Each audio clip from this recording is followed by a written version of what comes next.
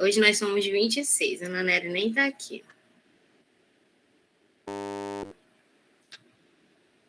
Bora lá. Deixa eu só... Continue contando aí para os meninos. Quais são os temas que a gente vai abordar, meninas? Lembrem aí.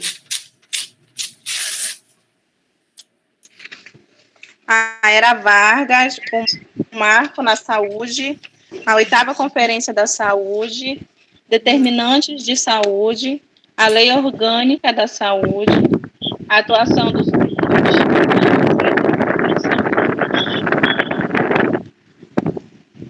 Caramba, cortou o teu final aí. Evento, eu acho que é o ventilador dela. As duas... Não tá nem inventando. As duas últimas é a atuação do SUS e o processo de construção do SUS. São 6 tópicos, né, professora? 6 tópicos. Isso mesmo. E, professora, isso está escrito lá no coisa que a senhora postou, não foi? Isso, tá sim. O material, né, você fala? Isso, no seu material da aula. Sexta-feira o Rafael não conseguiu postar a aula, será? O vídeo? Ainda perguntei para ele, mas eu não me lembro se ele me respondeu. Calma, professora. E eu tô por fora de tudo. Como é que a gente pode fazer? Meu Deus. Foi assim, eu vou explicar, tá? Não se preocupe, não se desespere ainda. Calma aí. Vou explicar. Só tô fazendo um númerozinho aqui. Foi assim, o que eu combinei com vocês? Eu vou dividir, vou compartilhar minha tela aqui só para eu explicar melhor para vocês. É assim. Até sexta-feira, a gente estudou alguns tópicos, né? Só o que está de fora deles são algumas doenças regionais que a gente ainda vai ver. Mas, fora isso, a gente já estudou a maioria dos tópicos da disciplina. Aqui eu combinei com vocês. Na segunda-feira, eu vou olhar esse quantitativo aqui de pessoas participantes da live, da aula. São 26. Aí eu vou numerar de 1 a 26, vou tirar o número. E a gente vai conferir juntos aqui, ó. Quem for o sorteado vai explicar pra gente o tema. E aí vai ser mais de uma pessoa, tá? São 6 temas que a gente tem. Que é esse slide aqui, que é esse tema aqui, ó. Esse material aqui, ó. São esses tópicos que a gente vai abordar hoje. Que eu falei assim, pesquisem e estudem baseado em tudo que a gente veio falando. E tal. Lembraram? Não. Não. Vão puxando aí o caderninho de vocês. Deixa eu ver. Vão puxando aí o caderninho. É nervoso, professora, que faz dar um branco. É. Bora perdendo esse nervoso. Então, bora treinar para perder ele. Aí, meninas, me lembrem aí, lembrem os colegas aí. O que eu quero que vocês falem de cada tema? Cada tópico desse.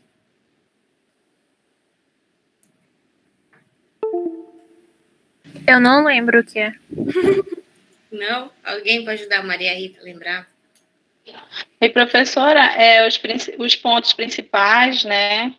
Eu sei que era uma introdução e não lembro. E apontar lá as partes principais em relação à saúde. Selecionarem das anotações de vocês, de tudo que a gente conversou durante a semana. E aí vocês vão montar uma introdução, falando mesmo, tá? Uma introdução, tipo, esse tema, ele é referente a tal coisa, que aconteceu a tal coisa, que aconteceu tal coisa. E aí, no desenvolvimento da pesquisa, que é a apresentação de vocês vão falar os principais marcos daquele evento, daquele caso, né? Deixa eu pegar um exemplo aqui para eu falar melhor para vocês. Sobre os determinantes da saúde, igual a Ellen falou, né? Os principais pontos. A 8ª conferência, quais foram os principais tópicos que aconteceram na Era Vargas, quais foram os pontos mais marcantes, a lei orgânica, quais são as principais abordagens para a gente na área da saúde, da enfermagem, a atuação do SUS, o que eu destaco de ponto importante. E aí, posteriormente a isso, vocês vão fazer uma conclusão específica de vocês mesmo, baseado no que a gente falou. Professora, eu não estudei para esse trabalho. Eu posso não apresentar ele e já ficar para recuperação? Caramba, Guilherme. Não. É porque eu não estudei, então acho que. Não, mas não se preocupa. Assim, eu sei que vocês prestam atenção nas aulas, em tudo que eu falo, vocês dão perdida aí de vez em quando só. Me boto no mudo e fico assistindo televisão, mas vocês conseguem abordar todos esses temas aí, a gente massificou neles. Mesmo que não tenha dado de pesquisar na internet, não tenha dado tempo de preparar alguma coisa específica, não tem problema, vocês vão falando, pelo menos da cabeça de vocês. Sobre determinante de saúde, eu não tenho certeza. Mas eu acho que abordar isso é importante para a sociedade por causa disso. E eu acho potencial a gente. Antes de começar, eu queria lhe perguntar qual a sua metodologia de avaliação, o que a senhora espera, porque eu ia fazer essa pergunta, mas eu acabei esquecendo. Olha, minha metodologia de avaliação é participação, não se excluir, igual o Guilherme falou, pode me excluir. Não, professora, eu estou perguntando no seminário. A senhora disse que vocês começam com 10, aí depois vocês... O que vocês não estão devolvendo, eu vou tirando ponto, tá? Mas eu quero saber como é que a senhora avalia o seminário. O seminário só ou a disciplina toda, você diz? Eu digo só o seminário. Qual é a sua forma de avaliação? Pronto. Vou considerar, que nem eu coloquei para vocês, né? Que vocês consigam dividir para vocês, na cabeça de vocês, o tema nesses tópicos: introdução, desenvolvimento e uma conclusão que seja sua. Eu observo isso como importante, aconteceu esse fato e revolucionou e trouxe coisas boas. Nanana. Você conseguiu se posicionar, eu considero, tá? Esse nosso seminário, dentro da nossa disciplina, eu avaliei ele como 5 pontos, com 5 pontos. Tá? Eu avaliei ele como 5 pontos. Eu não coloquei valendo 10, uma avaliação, uma atividade avaliativa completa, tá? O restante eu vou colocar no decorrer da disciplina. Presença, para concluir os outros 10. Participação na aula, tá? Aquilo que eu conversei com vocês no começo, né? Essa nossa disciplina é muito curta, então eu não queria fazer que vocês me apresentassem um tópico, porque podia ficar falho, sabe? Por exemplo, eu podia trazer as doenças e dividir em seminários para vocês.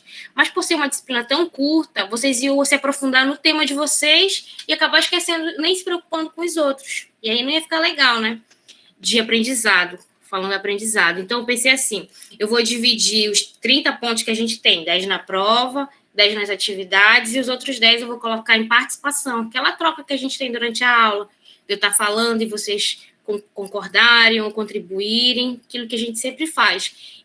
Mas aí eu peguei esses 10 e coloquei isso, e coloquei esses 5 pontos para hoje. Tá?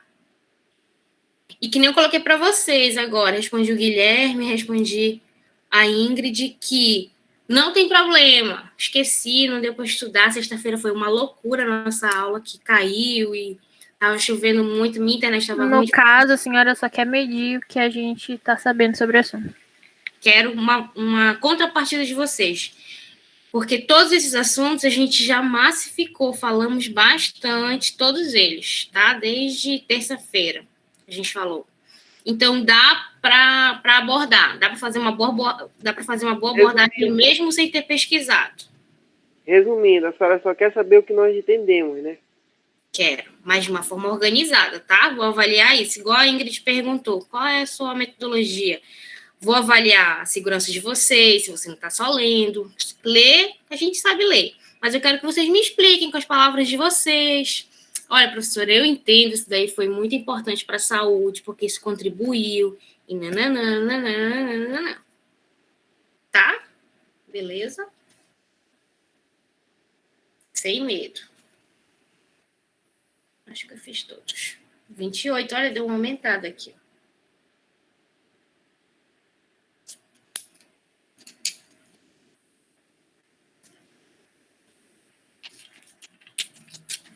E a gente vai repetir o tema também. Não precisa falar só uma pessoa vai falar, entendeu? 28, né? Bora lá. Aí A minha dúvida era essa também, sabe, professora? Assim, porque o meu, eu escrevi tudo no caderno. Porque Show. como é muita coisa, eu não ia lembrar de tudo, lógico. Perfeito. Então, eu escrevi tudo no caderno. Não vai ter problema se eu ler, porque é o meu entendimento. Sim, Algumas sim. palavras, tudo bem eu ter tirado de lá da fonte, mas o restante foi tudo meu. Só que eu não sei lhe falar se está exatamente nessa ordem, mas foi o que eu entendi. Você, Não tem tá, de problema, né? introdução e tal, né? Uhum. Tu vai organizando o teu raciocínio conforme tu for explicando. Dá uma lida logo em cada um deles aí, e aí, conforme tu for explicando, tu vai falar, olha, esse tema, ele está relacionado a tal coisa, que veio para somar, para contribuir com tal coisa. E aí vocês vão organizando, isso é uma introdução, é referente aqui ao que aquele tema está falando. E aí, no decorrer, tu vai falando, e os principais pontos que mais marcou nisso foi isso, isso e isso. Que por causa disso e disso e disso. Conseguiram entender que como que eu dividi introdução, falei do que se trata, falei o que aconteceu. Desenvolvimento trouxe pontos importantes para aquele tema. E conclusão, a minha opinião, minha contribuição, meu entendimento. Tá? Hein, professora, só outra dúvida aí para fixar melhor. No caso, assim, desses 6 tópicos, a senhora vai sortear alguém. Aí sorteou o primeiro. Aí o primeiro vai falar do primeiro tópico, ou a senhora vai dizer assim, tá, eu vou escolher tal tópico. Aí se a senhora vai sortear de novo a outra pessoa, ou a pessoa não vai poder falar mais? Olha, uma boa ideia. Se vocês quiserem se sentirem à vontade para contribuir com o colega, é só fazer um... eu quero falar. E aí a gente abre para contribuir, quando o colega terminar. Tá? Mas quanto ao sorteio dos temas, eu vou abrir aqui para vocês olharem mais uma vez. São 6, né? Aí eu fiz 6 papéis, de 1 a 6. Eu vou sortear e vou dizer, olha, o primeiro tema que caiu foi o número 4. A gente vai falar, então, do 1, 2, 3, 4, da Lei Orgânica da Saúde. Entendeu? Aí, quem que vai falar desse tema? Aí tem outros papéizinhos aqui de 1 a 28. Aí eu vou sortear e a gente vai conferir lá. Entendeu? Ok. Ai, me tirei aqui. Pronto. Então, bora lá? Podemos começar? E aí, quem for falar, se quiser abrir a câmera pra gente olhar vocês, é mais legal. Tá? Se não encontro vocês na rua, eu nem sei quem são vocês. Tá bom? Vou começar. Vocês estão caladinhos aí pesquisando no Google. São 7h30. Começa, professora. Demora um pouco. Vai me dar mais branco ainda. Faça um script aí. Olha, a gente já diminuiu para 25, mas eu vou deixar as 28 aqui, que eu já misturei agora. Caiu um de 25 para cima, a gente pula. Tá? Vou começar. Vou sortear primeiro. Vocês estão vendo a minha tela, né? Sim. Vou sortear o primeiro tema aqui, tá? Aí. Tô nervosa igual vocês. A senhora que não vai perder ponto tá nervosa. Bora. Olha, vocês estão vendo aí? É 3 aqui, tá? Determinantes de saúde. É o da vez. Aí, deixa eu colocar só aqui para eu não repetir ninguém. O 3, quem vai falar? Essa aula vai ser lenta, mas bora lá. É o 14. Confiram comigo aqui.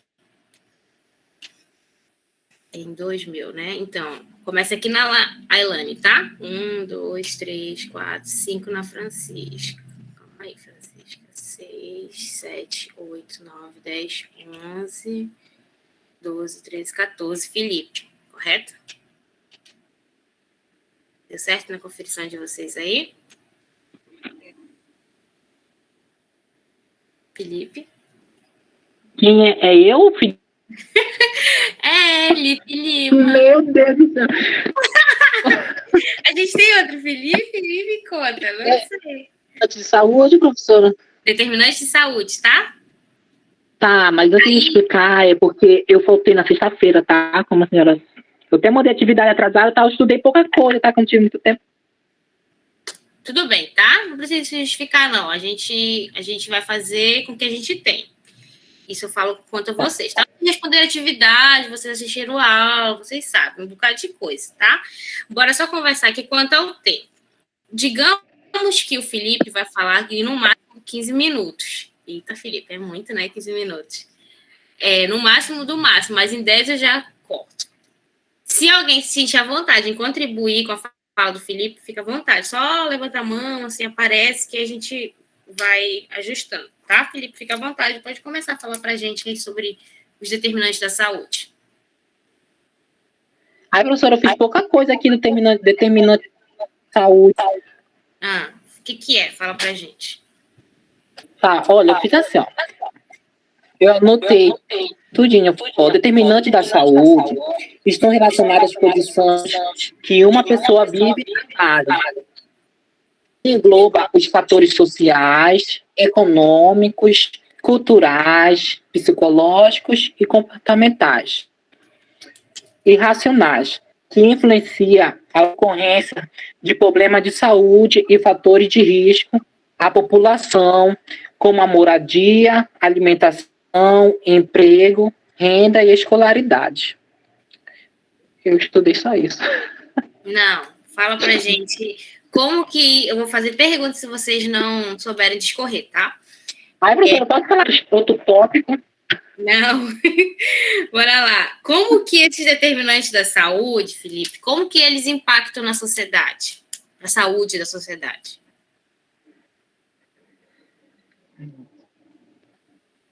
Era lá, professora. Uhum. Escolhe um e fala assim, olha, esse um aqui eu vou usar como exemplo. Tá.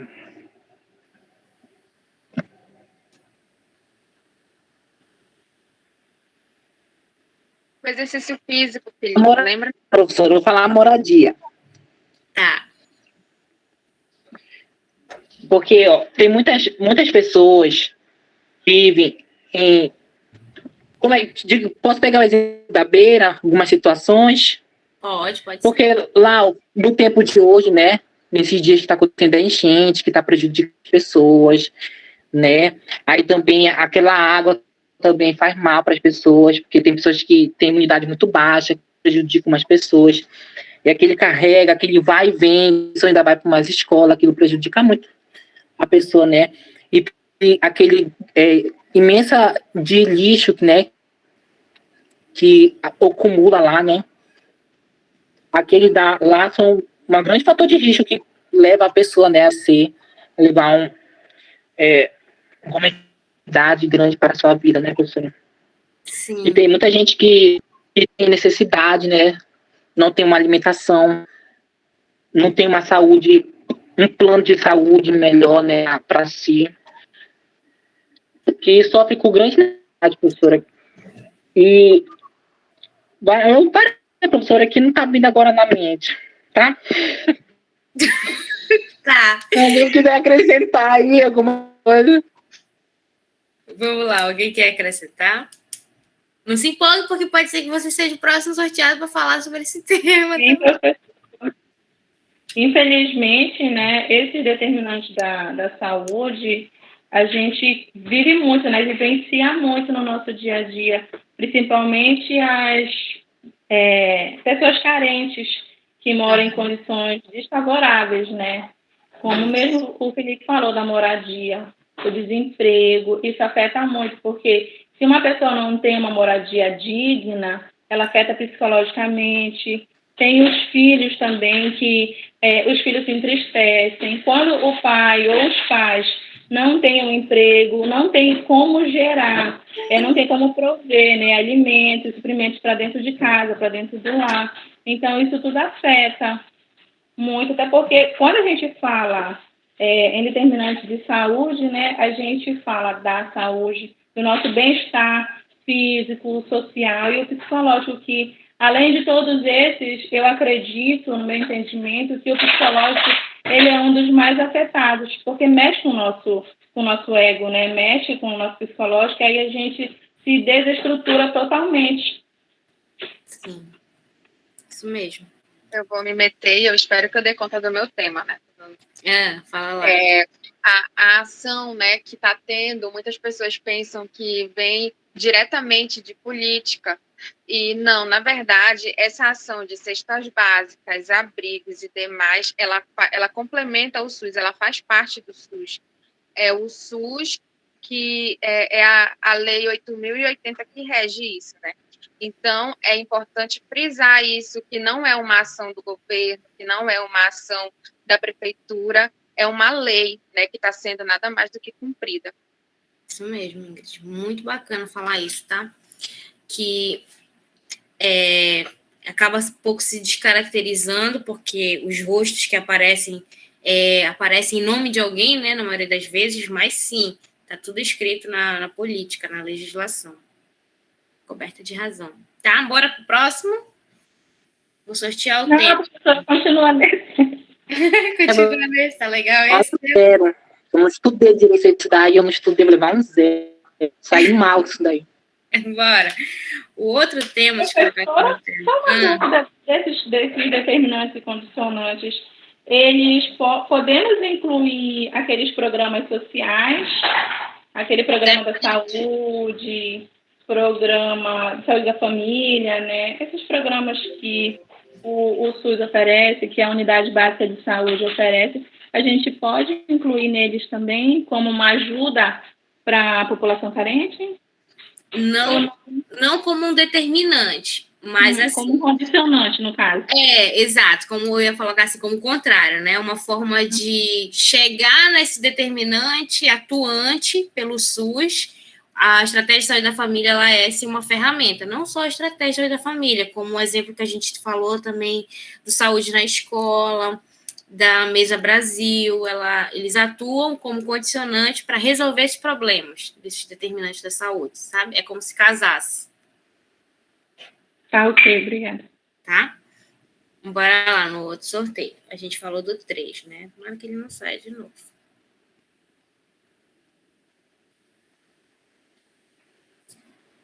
5. Processo de construção do SUS. Quem que fala pra gente? O 7. Bora conferir aqui.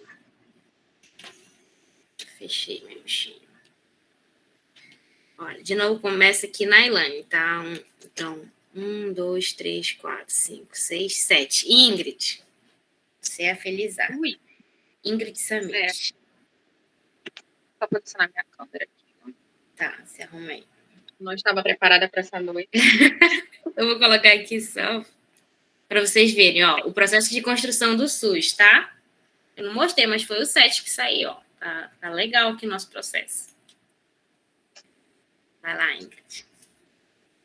O processo de construção do SUS. Bom, para iniciar, né, eu queria dizer que foi um processo bem dolorido para as pessoas daquela época, porque antes do SUS não havia saúde, haviam pessoas que tinham dinheiro e pessoas que não tinham, e elas aprenderam a sobreviver. Sabe, eu comparo assim com, tipo, cachorro na rua, que ele vai aprendendo a sobreviver, tem uma ferida, aí ele tem que se curar sozinho, assim que era antigamente, só que tinha aquelas pessoas antigas que eram os ditos pajés, curandeiros, benzedeiros, etc. E também tinham as casas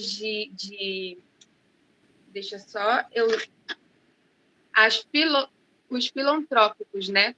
Que eram aquelas instituições que tinham as freiras, que faziam caridade. Então, as pessoas, elas não viviam por direito, elas viviam por caridade também.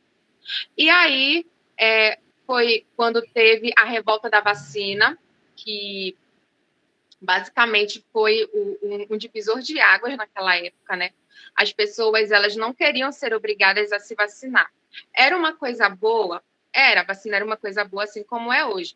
Porém, era complicado, porque elas eram obrigadas, as pessoas puxavam elas dentro de casa para tomar vacina. E também existia a quarentena, que é completamente diferente do que é hoje. O governo fala como se ele estivesse falando com uma criança de 2 anos. Fica em casa, as pessoas não obedecem. Não, antigamente isso era obrigado. Então, é preciso frisar que o processo do SUS, de início, ele foi um processo dolorido. E começamos, então, o processo de luta pelo SUS, né? que foi que foi justamente no governo de Getúlio Vargas. Eu não vou mentir que eu não pesquisei.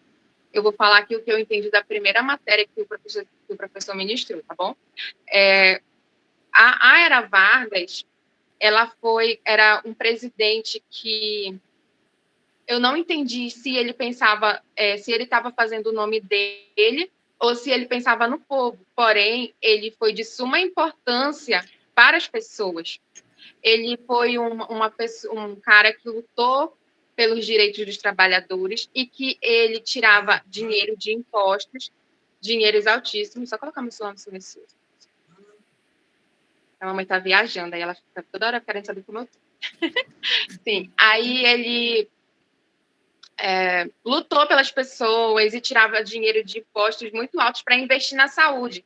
E os políticos daquele tempo não achavam aquilo necessário, óbvio. Por quê? Porque a saúde não era prioridade para eles. A saúde era só pessoas que, se não tivessem dinheiro, iriam morrer ou então iriam se curar, porque eles já tinham dado um jeito para isso. Então, Getúlio Vargas veio mudar isso e eles usaram esse uso da saúde, esse uso desse dinheiro de alto investimento na saúde para incriminá-lo, para que houvesse uma ditadura, eu acredito, não me lembro, mas acho que foi uma ditadura que teve, uma revolução que teve, e aí ele saiu do governo. E foi quando foi quando surgiu a Previdência. Eu não estou falando em ontem, mas aconteceu. Surgiu a Previdência, né? A Previdência, e aí a Previdência, o trabalhador pagava aquele imposto e ele e a família dele tinham direito à saúde, mas ele precisava pagar aquele dinheiro do salário dele, lembrando que eram somente os trabalhadores daquela época. E também lembrando que naquela época era uma época machista, ou seja, praticamente só os homens trabalhavam, né? E as mulheres trabalhavam também, mas eram pouquíssimas mulheres. Então, uma boa parte da população ficou sem saúde, vivendo na mesma precariedade de antes. Foi quando eles se deram conta do que estava acontecendo. Gente, como é que a gente paga imposto? Os impostos estão muito altos. Imagina, a gente pagar um ano, olha quanto vai dar, e a saúde para todas e tal, e tal, e tal. E foi quando eles começaram a fazer greves.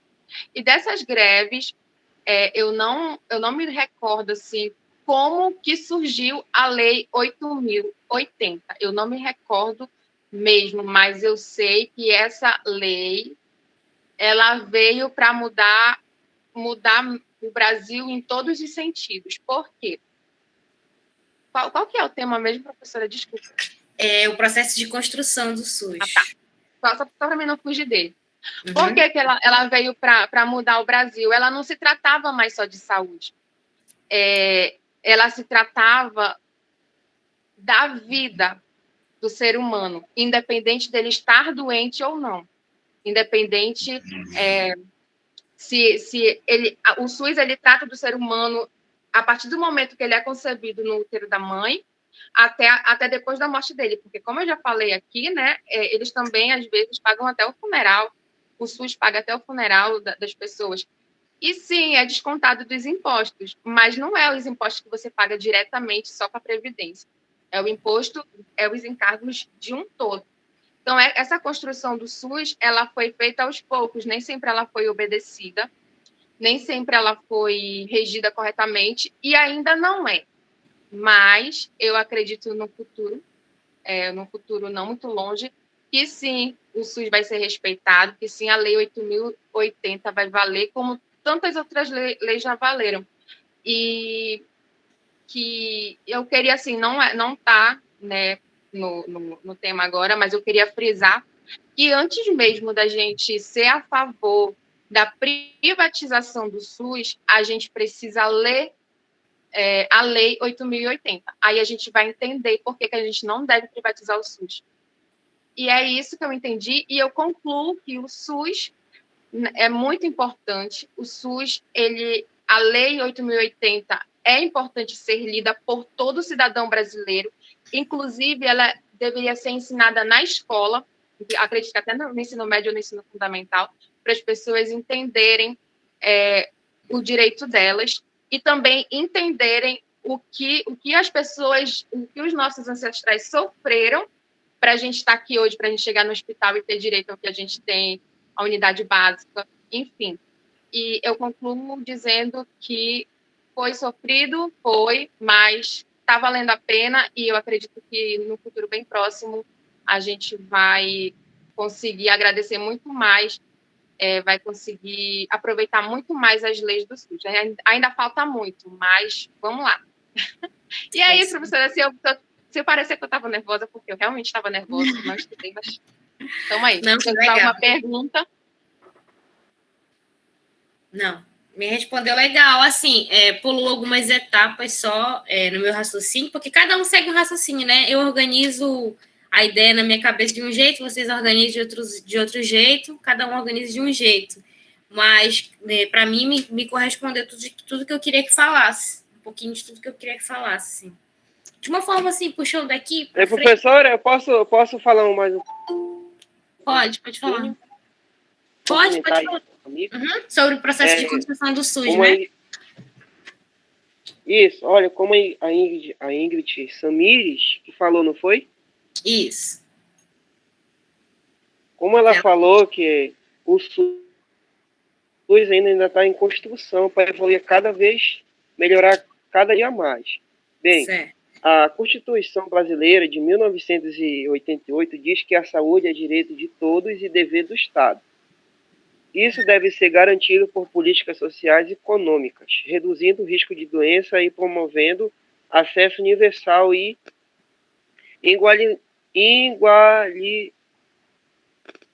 igualitário de ações e serviços para promoção, proteção e recuperação da saúde. Construção coletiva, a primeira Conferência Nacional de Saúde, Defesa Sanitária, Assistente Social, Proteção de Maternidade, Infância e Adolescência. Isso foi gerado em 1941. Em 1950, a segunda Conferência Nacional de Saúde, Higiene e Segurança do Trabalho e Prevenção da Saúde a Trabalhadores e Gestantes. Em 1953 foi criado o Ministério da Saúde. Em 1961, o Instituto, o Código Nacional de Saúde. Em 1963, terceira Conferência Nacional da Saúde. Proposta inicial de descentralização da saúde. Em 1967, a quarta Conferência Nacional de Saúde, recursos humanos necessários às demandas de saúde do país. Em 1975, quinta Conferência Nacional de Saúde, elaboração de uma política nacional de saúde, implantação do Sistema Nacional de Saúde, Programa da Saúde Materno-Infantil, Sistema Nacional de Vigilância. Em 1977, sexta Conferência Nacional de Saúde, controle das grandes epidemias e interiorização dos serviços. Em 1980, sétima Conferência Nacional de Saúde, implantação e desenvolvimento de serviços básicos de saúde, prevenção à saúde e extensão das ações de saúde por meio dos serviços básicos.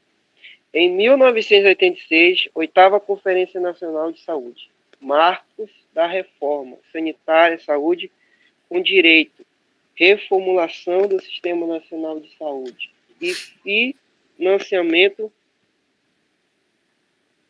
setorial.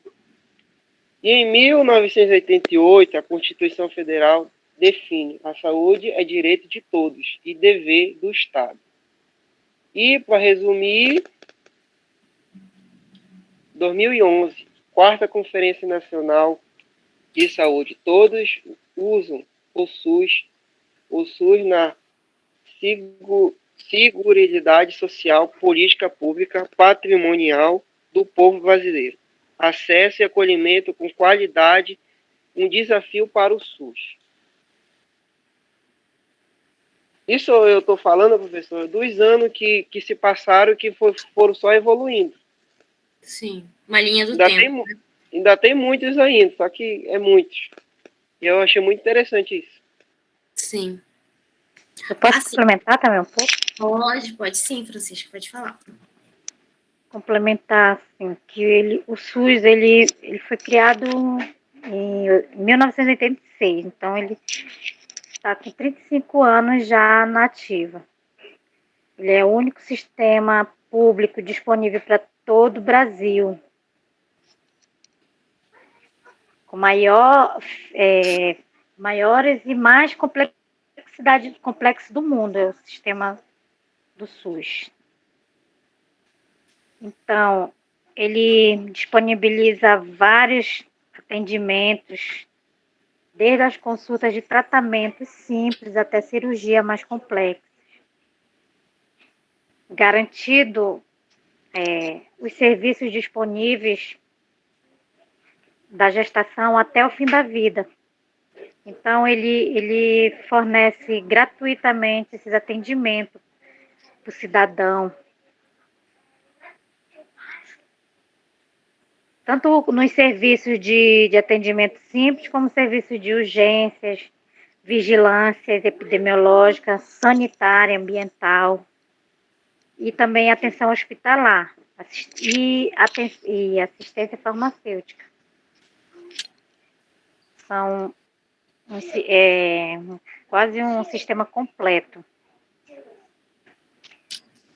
É legal a gente falar do SUS assim, né? Porque a gente vive o SUS, todos nós, né? Vivemos o SUS no decorrer da nossa vida, né? Desde o nascimento até o crescimento e desenvolvimento. Quem tem filho vem acompanhando também, os pais, os avós. Então, a gente vive o SUS, que nem a Francisca colocou para a gente, de todo o percurso da vida, né? E quando a gente para estudar o SUS, como a Ingrid falou, é só aí que a gente vai conhecer o SUS para conseguir defender ele, porque se a gente não conhece a parte de legislação, né, essa parte escrita, a gente realmente está com o pau e fala, tá tudo errado, a gente não consegue atendimento, não consegue se agendar. Isso que eu ia falar, professora, é porque às vezes a gente pega tanta porrada das pessoas que estão ali trabalhando, que a gente só acaba é tipo assim, tu passa uma vida toda fazendo coisas boas para alguém e ela não vai, aquilo nunca vai ficar, né? Mas tu faz uma coisa ruim e vai ser lembrada a vida toda, tu vai ser a pior pessoa do mundo. Legal. E o SUS, ele é desse jeito, porque para quem passou por, às vezes, pequenas situações, a gente é destratado por um técnico, ou a gente não é recebido, ou está numa fila grande, mas tem pessoas que são salvas porque tem o SUS. Se não tivesse SUS, muitas pessoas morreriam de doenças bobas, como uma diarreia, como vômito, hipertensão. Muitas pessoas não têm dinheiro para comprar remédio de pressão, muitas pessoas nem sabiam que tinham diabetes naquela época, nem diabetes existia já, né? Mas não era tratada. Então, eu acredito também que aquelas doenças, como o leste, essas coisas, elas vinham da diabetes. Isso é uma teoria minha, não vi em lugar nenhum. Mas a minha teoria é que vinham da diabetes, porque antigamente as pessoas, elas comiam, a frutose, ela também gera diabetes, então elas comiam muitas frutas, e isso poderia agravar, né? Então, a gente precisa parar de enxergar só as partes ruins, e isso eu digo que é a evolução humana, não só estou falando só dos frutos, estou falando de pessoa. A gente precisa parar de ver uma atitude ruim das pessoas e julgar ela o resto da vida, a gente precisa também olhar as coisas boas, né? A gente precisa parar de ver que cheguei lá no hospital, me olharam de cara feia. Ok, eu também já fui em várias lojas, me olharam de cara feia. Eu vou morrer por causa disso? Não vou, né? Às vezes outras coisas mais graves, acontecem coisas mais graves, mas existe o lado bom também, não existe somente o ruim, e eu espero que eu tenha tirado 5, professora, assim, Não, acabou. Outra coisa que eu acho... Professora. Pode falar, Ellen. Eu acredito que não seja culpa do SUS, porque o SUS ele é gigantesco, não é à toa que ele já está aí há 35 anos, né? Todos os serviços oferecidos por ele são de qualidade. Creio no meu entendimento, que não seja o SUS, o programa, e sim as pessoas. Acredito assim que o governo que rege ele, entendeu? Porque assim, as pessoas são muito... não tem empatia uma com as outras, entendeu? Então, é como a Ingrid falou, praticamente ela falou todos os tópicos, entendeu? Ela foi bem clara, porque a Era Vargas, ela falou praticamente tudo. Então, um assunto vai englobando no outro. Então, o que a gente for falar vai repetir praticamente quase a mesma coisa. Só que são opiniões e pensamentos diferentes, lógico. Só que nessa situação do SUS, eu acredito que seja assim. Acho que varia de pessoa para pessoa. Só que a gente não tem que levar muito ao pé da letra elas, né? Porque, infelizmente, é assim mesmo. É a pessoa que trata a gente mal, né? A gente demora um pouco para conseguir compreender isso. Não foi o SUS. Só que aquela pessoa está representando a porta de entrada do SUS, por exemplo. O que acontece? Isso que eu ia falar. Pode falar. Não, eu ia falar assim, vamos sair um pouco das pessoas. Agora vamos para a parte governamental. O SUS também não recebe o suplemento que deveria. Não recebe. Às vezes, já teve tempo, professora, nesse hospital de Laranjal do Jari, que não tinha agulha, que não tinha soro, é o básico, ter soro dentro de um hospital. Quem é responsável por isso? É da lei? Não, a lei está lá escrita, está especificado, tudo bonitinho. A culpa é de quem? Quem é o responsável? Do governo, do responsável. Então, se a gente for parar para pensar, do hospital. Governo do estado. De quem que a gente tem que cobrar? É um grupo de situações, né, que vai acumulando e vai fazendo aquilo explodir. Aí a gente tem um presidente maravilhoso que falou em privatizar o SUS, né? E muitas pessoas deram ouvidos a isso. Mas aí vamos parar para pensar. Quem vive com um salário mínimo que já tem dificuldade de comprar remédio na farmácia? Imagina você não ter mais direito de remédio dentro do hospital, porque você tem que pagar. Você não vai mais ter farmácia dentro do hospital, porque você vai ter que pagar. Para você tomar um soro... Gente, no São Camilo, até o algodão eles cobram se você não tiver plano de saúde. Até o algodão. UTI, você não gasta menos que 100 mil reais. Menos que 100 mil reais. A minha filha passou 3 dias na UTI. Não, mentira, foram 4 dias na UTI. Ela gastou um Celta. A minha sorte que eu tinha plano, porque se eu não tivesse, eu não sei nem o que tinha acontecido, porque aquele dinheiro eu não tinha. Então, a gente vê quem está trabalhando. A gente vê quem está trabalhando. Mas... O Mike dizendo que eu estou mentindo. Porque não era 3, era 4 dias. A gente vê quem tem trabalho, quem tem condição e quem não tem. Né? E para pensar, já pensou a gente mesmo, a gente vai tirar do nosso salário, toda vez do nosso salário, 200, 300 reais para estar no hospital, porque a gente precisa? Não tem condição. Então, a privatização do SUS é uma ofensa. Eu digo logo isso, a privatização do SUS, ela nada mais é do que uma ofensa para a população que passou o perrengue, para a gente que é pobre. Entendeu? Porque para quem é rico, tanto faz. O dinheiro deles entendeu? Agora, para a gente que é pobre, que está todo dia trabalhando, se a gente parar de trabalhar, a gente não vive, é complicado. Na verdade, o SUS veio para ser o salvador da pátria, dos funcionários que não têm condições de pagar um serviço, né? Um serviço particular, que são caríssimos. E mesmo, então, o SUS mesmo é o que a gente pai da gente. Mesmo que tivesse, eu tenho dinheiro, não preciso diretamente do SUS, mas se todo o meu bairro adoece, eu vou ter convívio com aquelas pessoas, não vou? Meu filho na escola vai ter convívio com aquelas pessoas. Meu filho tem direito à vacina ou outro tratamento, mas ele tem convívio com outras pessoas que não. Qual a chance de eu adoecer? Qual a chance de eu ser contaminado? Da água que eu bebo. Então, vocês estão entendendo? Não adianta uma pessoa ter direito, ter condições de ter uma boa condição de saúde, de oferta de saúde, se onde ela vive, o entorno dela não tem. Uma hora vai chegar naquela pessoa. Então, o SUS, ele é coletivo. A gente já falou um pouco sobre isso, né? O SUS, a atuação do SUS, ela é coletiva, ela nunca vai ser uma via só para uma pessoa, tá? E é importante a gente discutir isso, porque nós somos profissionais da saúde. E onde a gente está atuando, a gente está representando o SUS. Então, naquele dia que a gente está cheio de paciente, atolado até o pescoço, doido para terminar o plantão para ir para casa. Acontece, gente. a gente tem que tratar as pessoas da melhor maneira possível. O maior carinho, como se fosse um tio nosso, um avô, um filho, uma mãe, porque para a gente é o dia a dia comum, corrido ali, que eu já estou há 12 horas, estou para terminar, mas para aquela pessoa que está chegando ali, é um momento crucial para ela está chegando com um parente, ou ela mesma em um estado crítico, e ela precisa de toda a atenção possível. Pode ser que aquilo ali seja o primeiro contato dela, com atendimento público, por exemplo, ou com atendimento. A gente vai fazendo corre ali na correria para terminar, para já ir embora, que não sei o que, tratar com ignorância. Não, porque é aquilo que vai ficar marcado para ela.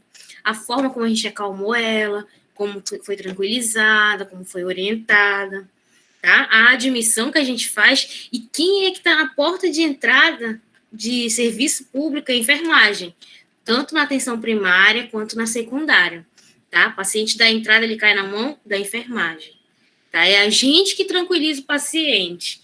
Todo o serviço de saúde, ele fica muito tranquilo quando tem uma equipe de enfermagem no PS, por exemplo, no pronto-socorro, porque é o primeiro contato que aquele paciente tem com o serviço de saúde, né? E ele vem muito nervoso, ele vem aflito, o pai dele tá com uma parada cardíaca, alguma coisa assim.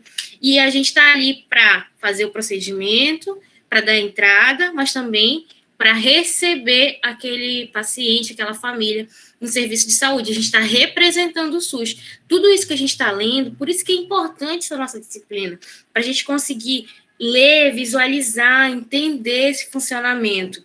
Porque quando a gente entende, é mais fácil a gente defender. É mais fácil a gente ser o rosto da porta de entrada do SUS. Porque a gente conhece, a gente sabe fluxo, a gente tem entendimento de tudo que foi batalhado, lutado, para isso que a gente tem aqui hoje. Não vai ser feito de qualquer jeito, não vai ser feito às 3 porradas, entendeu? Então, assim, a enfermagem, ela é essa parte da humanização do SUS, que é a gente que está ali direto com o paciente, aquela ponta que a gente ouve tanto, né? Quem está no serviço da ponta é a enfermagem. A gente está ali na hora crítica, é a gente que tem que acalmar o paciente, tá? E é importante a gente ouvir, entender e compreender e falar para outras pessoas isso. Porque quando a gente fala, a gente melhora esse nosso entendimento. Sabe o que é feito em algumas gestões, como a gente já conversou, né? Que o SUS ele é feito por gestão, independente se é municipal, estadual ou federal, ele é feito por gestão, por gestões.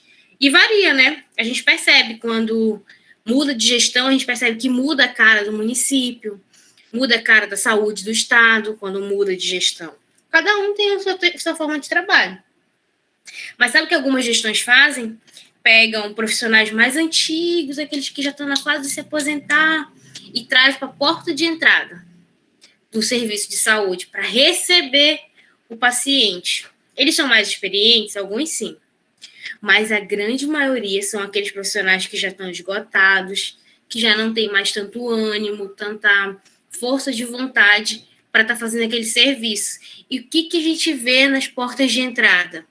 Mau humor, ignorância, recebe o cidadão ali, né, a comunidade, de forma geral, muito agressivo, sem dar tanta atenção, porque é uma população, é um funcionário que já tem feito fim de carreira, então para ele tanto faz, tanto fez, ele vai se aposentar ano que vem. Amanhã ele vai se aposentar, não tem por que ele estar ali. Então, vocês entendem? É forma de gestão. Quando muda a gestão, a gente percebe que quem está ali é um profissional que gosta de trabalhar na urgência e emergência, ele está na porta de entrada do pronto-socorro, ele está novo no serviço, ele está fazendo curso de atualização, um atrás do outro. É outro gás, é outro sangue novo que o povo fala no SAMU, né? Então, assim, é muito importante essa visão da gestão. Não tem onde colocar essa pessoa aqui. Vamos colocar lá na entrada do PS. Lá ela vai dar jeito. Na porta de entrada, a gente tem contato direto com o paciente. Vai colocar uma pessoa que está sem ânimo de serviço? Não, né? Então, essas coisas é importante a gente observar. E a gente que está entrando no serviço agora, eu considero vocês colegas já de trabalho, é importante a gente ter essa visão, é importante a gente ter esse olhar, tá? De que a gente está ali representando o SUS, a gente está ali representando esse serviço único de saúde que, na maioria das vezes, é crucial na vida daquela pessoa, tá? Ela vai definir se ela vai viver ou não, por exemplo, ou um marco da vida dela, como uma gravidez, um parto, tá? Vocês estão entendendo? Então, é importante a gente dar o nosso melhor no nosso serviço de saúde, mesmo que seja um plantão de sexta-feira à noite, que a gente está exausto a semana toda, mas a gente vai dar o gás. É assim que a gente fala. Professora. Tudo vai embora. Pode falar, Rubinho. É engraçado que essa porta de entrada que a senhora fala, que já foi falada em outras disciplinas, é verdade. Nós mesmos, né, cidadãos que vamos lá ser atendidos, né, a gente espera isso. Só que o que acontece nessa porta de entrada? Eu acho que tem que ser uma coisa bem equilibrada, porque não pode ser ignorante, mas também não pode ser muito invasivo assim, entendeu? Porque, a senhora me entende? Nem inexperiente, né, também. Porque aquela questão assim, olha, eu já vi essa porta de entrada aí, esse que fica no balcão, né, por exemplo. Uhum. Ele tem que ser equilibrado no caso, assim, porque ele não pode ir invadindo, assim, a vida do paciente, por mais que eu chegue lá e seja uma amiga minha que esteja lá atendendo, ela tem que ser profissional, entendeu? Não pode ir tirando, tipo, certas brincadeiras, ser aquela no ponto, entendeu? Sim, entendi, sim. Profissional, né? E eu gosto que dê exemplos assim, porque a gente vai ser esses profissionais, vocês vão ser esses profissionais. É bom a gente entender o que pode e o que não pode. Fala aí. Só para frisar ali a parte da Rubiane, né? Questão do invasivo. Essa parte de brincadeira eu entendi sim. Mas eu já vi ela é técnica, na verdade, ser invasiva e foi uma uma das atitudes muito bonitas que eu vi dentro do hospital. Por quê? Qual foi o invasivo dela? A paciente chegou lá chorando muito, muito, muito e passando mal, então com pressão alta. E aí, ela viu aquela situação, ela sentou a moça na cadeira lá da triagem e disse, o que está acontecendo? Por que a senhora ficou desse jeito? Aí ela foi contar que o filho dela e tudo mais. E essa técnica de enfermagem evitou dessa paciente chegar aí para a sala do médico. Ela disse, não, vamos fazer o seguinte, a senhora vai deitar agora, a senhora vai descansar um pouquinho, vamos ver se a sua pressão vai baixar, e enquanto a gente aguarda o médico.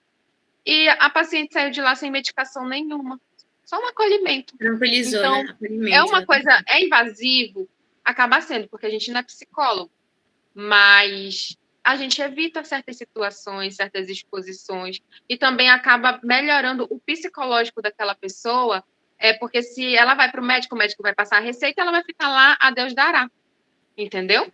Então, assim, é por isso que eu acredito que a gente estuda psicologia, para a gente entender o raciocínio de cada pessoa. Assim, cada caso é um caso, né? Cada caso precisa sim, ser avaliado. Então, essa questão de invasivo de brincadeira da parte dela, eu entendi realmente. Mas, e também de brincadeira, quando tem paciente, também eu acho ridículo. A gente está no pronto-socorro, eu já presenciei, entendeu? Gente morrendo perto de mim e o pessoal conversando lá como se nada estivesse acontecendo. Eu acho ridículo. Mas essa questão de invasivo, de perguntar, né? Sempre estar perguntando, eu achei muito bonito. E é uma atitude que eu tomaria, sim. Isso aí. E o perguntar, eu intentar, Rubem, tudo que você colocou, eu também consegui enxergar várias situações que eu já presenciei, que eu já vi. Mas, assim, o perguntar, ele é muito da anamnese. O que é a anamnese? É coletar informações. A gente coleta informações daquele paciente, de onde ele veio, como ele veio, o que estava acontecendo, igual a história que a Ingrid colocou. Então, assim, para a gente acrescentar na história ali, no histórico daquele paciente, para quando ele for para consulta, seja com o enfermeiro, seja com o médico, vai estar rico de informações ali. Então, uma coisa, às vezes ele cita lá na frente com a gente uma informação, eu vim de bicicleta, uma informação. Aí, quando ele chega lá na consulta, ele não fala essa informação, ele esquece, nem acha importante falar lá na consulta, mas está no prontuário ali, porque lá na anamnese, na enfermagem, ele falou e foi colocado, foi considerado, foi anotado. Aí o médico, então bora dar mais um tempinho, porque você veio de bicicleta, né, no sol. Beleza, bora dar um tempo aqui. Então, tem coisas que sim são levadas em consideração, é importante a gente saber, É importante saber se a pessoa tem morada ali na cidade, se ela veio do interior, entendeu? Coisas assim. É claro que muito invasivas não é legal, principalmente quando o paciente está em um estado emocionalmente abalado, né? Tem perguntas e perguntas que devem ser feitas e não, mas questão de anamnese, a gente precisa indagar muito, a gente faz muita pergunta, sim. Então, mas... analisando por esse lado, professora, basta saber abordar, então, né? Sim, como abordar. Exatamente, Rubén, perfeito. É a forma que a gente aborda. Lembra daquela profissional que eu falei, que tinha morrido um parente, ela havia sentado tudinho, a parente dele lá na cadeira, né? E aí uma outra técnica veio, eu não falei essa parte, mas eu tô me lembrando agora. Uma outra técnica veio e perguntou para a filha dela: o que foi que aconteceu? Por que ela tá chorando? Aí a filha dela: um tio nosso, um tio meu faleceu, o irmão dela. Mas quem era? Então, realmente, se encaixa no que a senhora está falando. Existem perguntas e existem perguntas, né? Existem que vai contribuir, que tu quer ajudar e aquelas perguntas que é de curiosidade, que é uma coisa que a gente não tem que ter. Você não tem que ter curiosidade sobre a vida de paciente. Assim, o que vai contribuir, né? Vai contribuir em alguma coisa? Eu pergunto, eu preciso saber. Agora, se não vai contribuir em nada, não vai ter relevância em nada, a gente precisa só acalmar, tranquilizar, confortar, fazer aquele acolhimento que você citou, que a Ingrid citou, mas não se intrometer, tá? Isso é difícil, tem gente que tem dificuldade, eu entendo, e a gente precisa ir treinando. E a gente vai treinando ouvindo esses relatos, é muito importante. Se a galera tá achando chato aí, é muito importante a gente ouvir relato, porque a gente consegue perceber o que é legal de fazer, como fazer, o que não pode, o que é melhor evitar, tá? Tem, professora, sem falar também que em caso, às vezes, de consulta ou outro tipo de procedimento, num posto, no hospital, a gente vê muito com frequência um conhecido, um técnico, um enfermeiro ou então um médico, conhecer alguém e falar assim: peraí que já chega a tua vez. Às vezes tem 10, 20 na frente dele e ele acaba sendo atendido porque é parente, porque é conhecido, porque é amigo, e as pessoas que estavam lá há bastante tempo acabam, infelizmente, lá atrás. Aí o rapaz que chegou muito depois vai ser atendido na frente deles. Isso eu acho muito errado, muito injusto, porque independente de ser parente, amigo, independente do grau de parentesco, ele tem que se colocar ali no lugar dele, na vez dele, claro. Ser humano, né? Claro. Ser humano e esperar que a vez dele vai chegar assim como a de todo mundo que está lá. A respeitar quem chegou primeiro, quem chegou cedo, quem foi dormir, que às vezes o povo dorme na fila. Claro, a gente considera classificação de risco, que a gente já citou um pouco, vocês vão ver isso em alguma disciplina. Nesses casos são exceções, mas desses aí mesmo não tem nem o que falar. É assim, a gente está construindo profissionais, né? A gente está aqui numa troca de experiência profissional, e vocês vão ser esses profissionais. Então, não sejam profissionais que façam isso, tá? Que puxem. É muito comum, a gente se conhece, uma cidade pequena, então, ser legal, ser de fácil acesso é uma coisa, fazer coisas irregulares é outra coisa. A gente precisa respeitar aquela população que veio, que chegou cedo, que está na fila, que está na espera, e não vamos puxar o nosso, porque é um conhecido meu e eu trabalho aqui, tá? Falta de ética, e existe um documento que é o Código de Ética da Enfermagem e que regulamenta tudo isso, que se houver denúncias ao Corém, o Corém tem penalidades específicas, tá? O Corém é o nosso conselho, tá? Que rege a enfermagem, existe o Conselho Regional e o Conselho Federal. A gente, para atuar na enfermagem, a gente se cadastra lá no Corém, paga uma anuidade uma vez no ano, e a gente é amparado pelo Corém em algumas situações. Amparado, mas a gente também é cobrado nas nossas atuações. A gente deve respeitar as regras do Corém, alguma coisa assim, nesse sentido. Tá bom? Ansioso para falar. Calma aí, menina, não entendi nenhuma, né, de cima nem de baixo. Fala por isso aí. Que tem profissionais de saúde que, quando sai de um trabalho, já tem outro garantido pelo excelente trabalho que ele faz na unidade dele de trabalho. Né? E tem profissionais que ficam esperando ali, pegando chá de banco por não ser um bom profissional, porque um vai falando para o outro, um gestor vai falando para o outro, então conhecido, fala assim, olha, aquele lá não é um bom profissional, então não contrata. Infelizmente, o nosso nome, né, ele fala muito por nós, porque se a gente tiver um bom nome, se a gente for um bom profissional no nosso ambiente de trabalho, assim, ser legal como um todo, né, vai saber o seu limite, saber se posicionar, saber a hora certa para tudo. Por isso que eu vejo muitas pessoas dizendo assim, fulano não para em trabalho nenhum, porque não é um bom profissional. Alguma coisa errada tem ali. Aí tem pessoas que talvez falam assim, não, aquele lá, quando sai de algum trabalho, já tem outro garantido, porque os gestores, né, a pessoa lá, a empresa, vai atrás dele praticamente para contratar ele pelo excelente trabalho que ele faz. Pelo histórico, né? Rapidinho, professora, eu prometo que é a última. Vamos lá. Não, porque falando nesse ponto aí de excelente profissional, eu nunca vi ninguém falando assim nas aulas, nem o professor, nem o gestor, que a nossa nota ela vai para trás do nosso diploma. Então, eu já fui taxada, né, de ser ambiciosa. Mas eu até comecei com a senhora, né, que eu fiquei bem mal por ter tirado 9 na matéria passada, espero não tirar nota baixa nessa também. Mas é porque isso vai entrar no nosso currículo e para mim, pelo menos, isso é importante. Então, ninguém falou que essas notas vão entrar no nosso currículo e é importante que todos saibam que a primeira avaliação no currículo é isso. Se a gente tirou boas notas, se a gente tirou boas notas é porque nós fomos bons alunos. Se nós somos bons alunos, nós somos esforçados. E também isso conta para promoção de pós-graduação, de especialização, né? Às vezes eles dão desconto pela nossa nota. Então, eu acho importante que todos saibam disso também. É importante ser considerável. Quando a gente se cadastra para o emprego, alguma coisa assim, a gente leva o certificado anexado ao histórico, né? A maioria das empresas pedem o histórico. Quase todo lugar pede histórico. Para concurso público também, para tudo. Então, o histórico está nosso desempenho, né? Nosso desempenho escolar. É importante porque, assim, a empresa tem a noção de que ela foi melhor em urgência e emergência do que em obstetrícia, por exemplo, em criança, crescimento e desenvolvimento. Então, com certeza, ela tem mais habilidade aqui em urgência e emergência. Então, considera também esses pontos de deslocamento aí. Tá? Acho que a gente falou bacana, né? Vamos para um outro tema. Se cair ele de novo, a gente puxa lá para baixo e aí a gente só repete depois que forem todos. Bom? Vou sortear aqui, que eu já tinha até puxado. 2. Tava bom, fale mais. Legal, né? 2, ó. Não dá para ver, né? Mas acredita em mim. O 2 é a 8ª conferência. Para ver aqui quem. É o 10. Bora aqui, o 10, tá?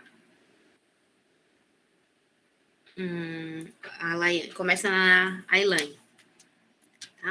1, 2, 3. Eu, professora? Tem certeza? Não, calma aí. Calma aí, Ailane. Não tinha agonia. Ai, meu Deus do céu. Peraí, só um momento. Não, calma aí, Ailane. Não é você, gato. Calma aí. A minha conferição começou em ti, tá? Eu sorteei o número 10. Queria falar, né?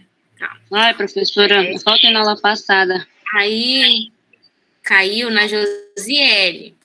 Escuta, Elaine. Não é Tá tão... bom. Não te agonia. Vou conferir de novo aqui. 1, 2, 3, 4, 5, 6, 7. Caiu no 10. 8, 9, 10. É a Josiele. Josi. Aparece aí pra gente. Oi, Josi.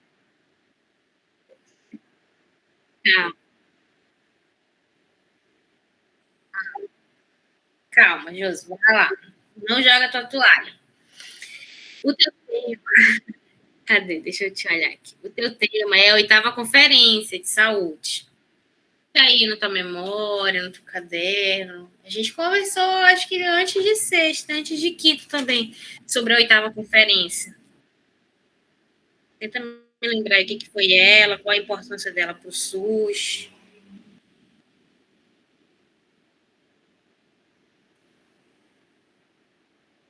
Puxa aí na memória. Respira. Contribui um pouquinho. Eu posso ajudar a colega se ela quiser. Calma aí. Vai, o Emerson ler no Bloom. Vai, mas fala um pouquinho para dar uma lembrada aí na Jus. Aí depois ela... Porra, Ingrid. Deixa eu falar, professora. Fale, você não tinha pedido. Eu acho que eu vou tirar um 0 na minha apresentação. Eu fui muito ruim naquela lá. Deixa eu falar pelo menos um básico. Pode falar. Tá bom. A oitava conferência, pelo meu entendimento, né? Foi uma grande reunião que foi realizada para encaixar o SUS, o Sistema Único de Saúde, né?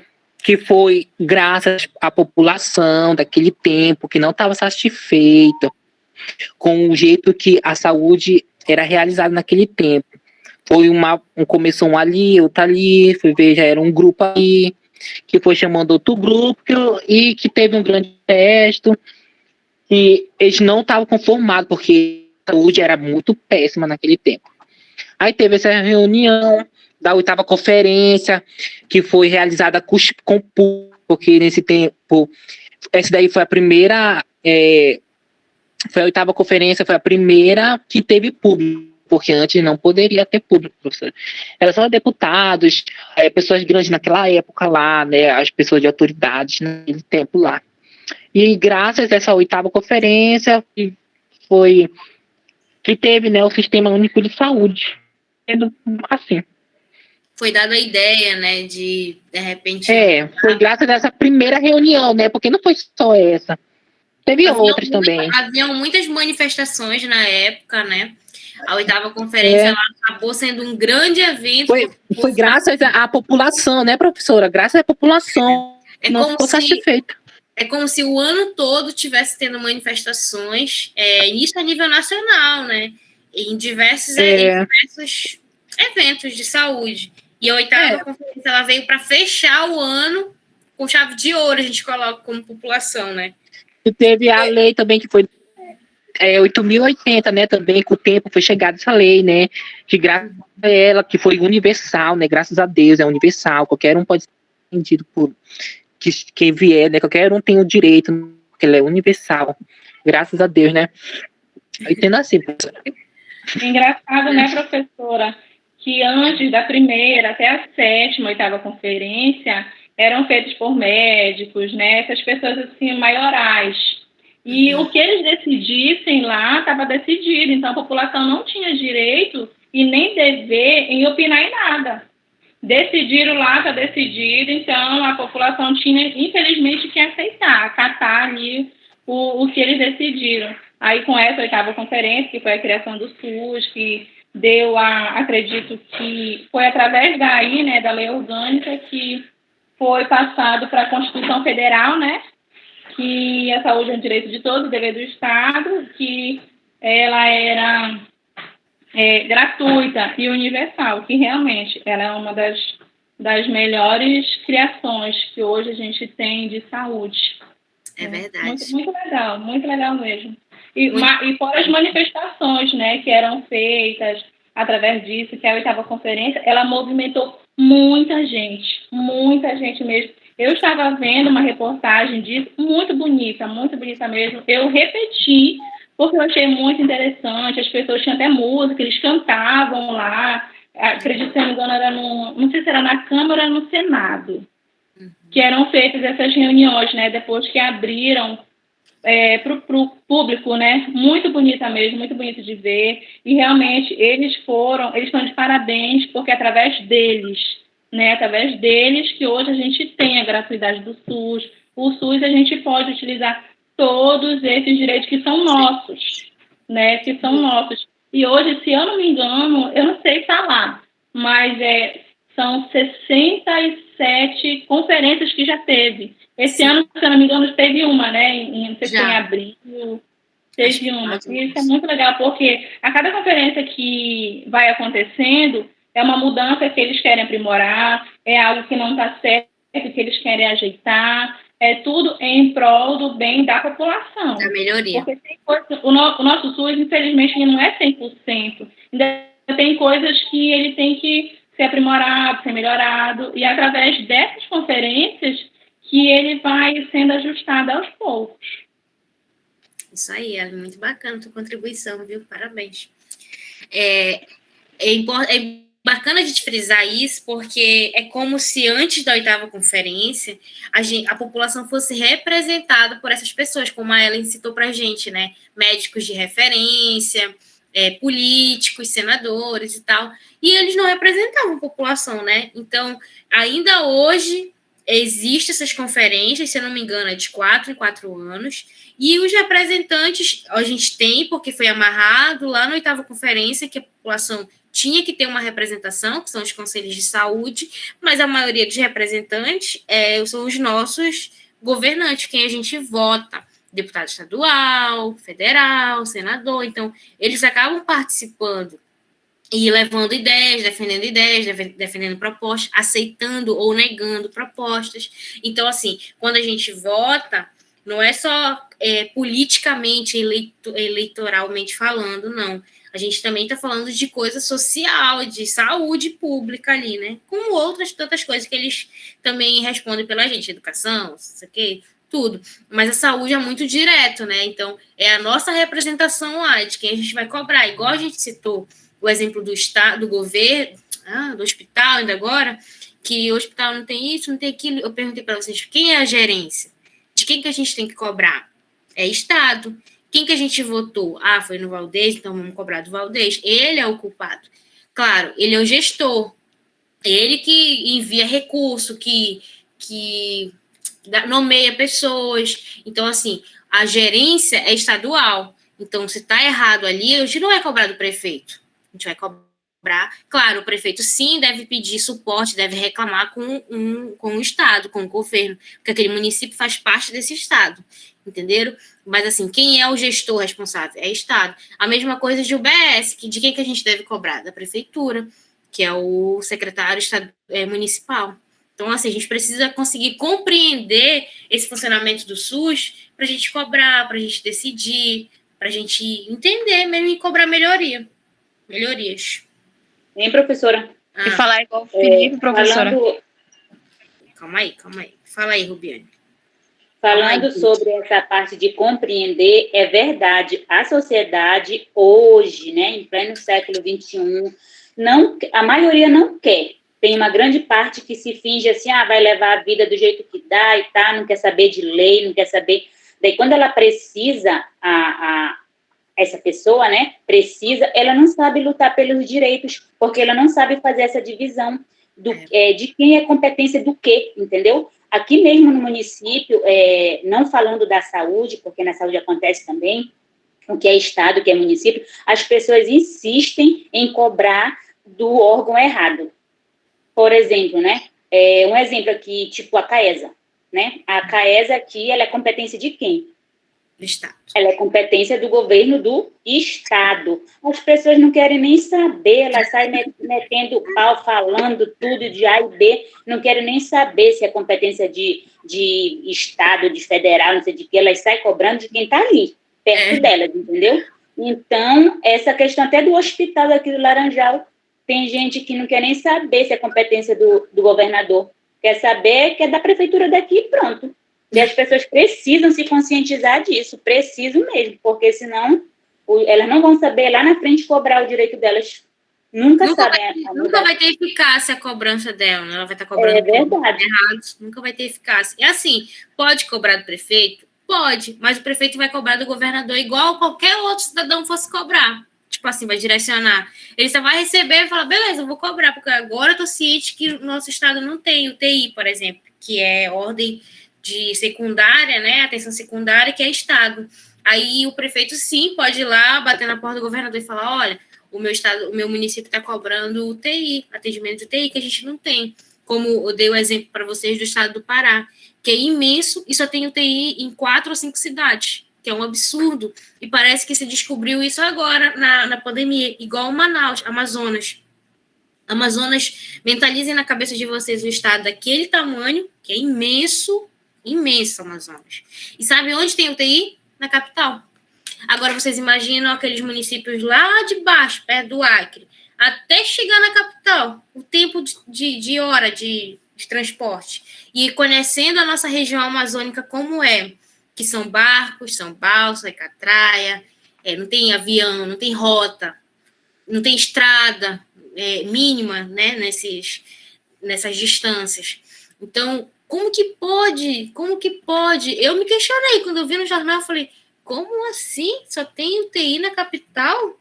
Que isso, gente? Que século que esse povo está vivendo? Eles nunca pensaram isso e cobraram, não? O nosso estado é desse tamanhinho, mas a gente sempre teve UTI no IAPOC. É ruim. É péssima qualidade, mas tem ali um monitor cardíaco que seja. Tem como chegar que tem um avião, tem um helicóptero que vai buscar. É pequeno o nosso estado, mas se a gente for pensar alguns outros estados, como eu dou exemplo para vocês, do Pará e do Amazonas, é muito absurdo.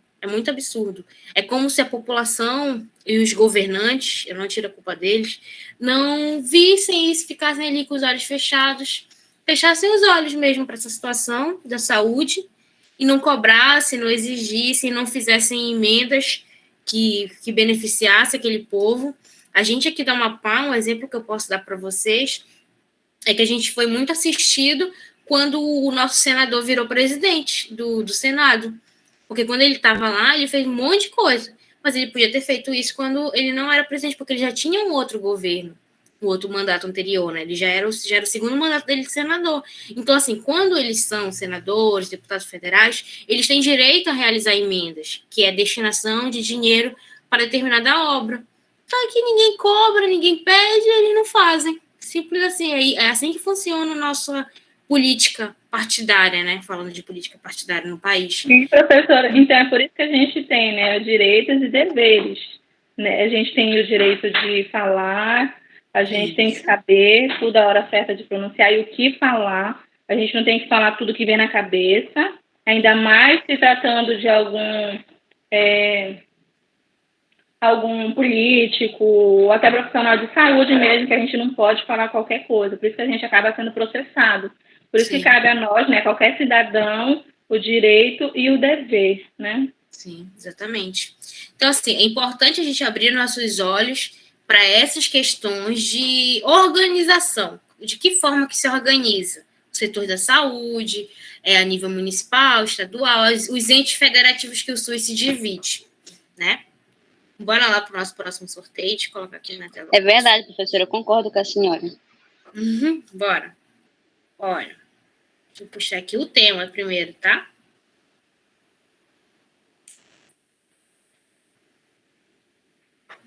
Cinco. Atuação do SUS. A gente ainda não falou, não, né? Atuação do SUS. Quase, né, professora? Porque tem algumas coisinhas ali que a gente fala um pouco se sobre repete. Quem vai falar o número 2? Bora aqui. Quem é o número 2? Andréia.